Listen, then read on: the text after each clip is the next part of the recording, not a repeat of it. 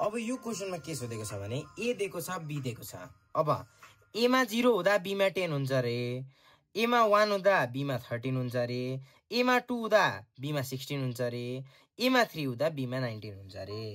अब 0 1 2 3 यता छ भने हाम्रो यता 10 13 16 19 हुन्छ।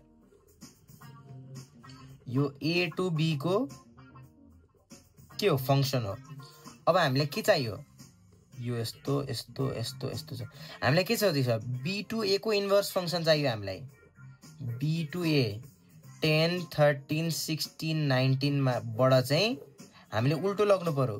0 1 2 3 हामीलाई फंक्सनको इन्भर्स चाहियो बी देखि ए मा, भनेपछि यस्तो यस्तो यस्तो यस्तो हुन्छ। अब हामीलाई फंक्सन इन्भर्स भनेको के हुन्छ, बी देखि ए मा बराबर एउटा सेट हुन्छ, जुन सेटमा 10 राख्यो भने 0 आउँछ, 10 राख्यो भने 0, 13 राख्यो भने 1 आउँछ, 16 राख्यो भने 2 आउँछ र 19 राख्यो भने 3 आउँछ। हामीले खोजेको एन्सर यही हो। ये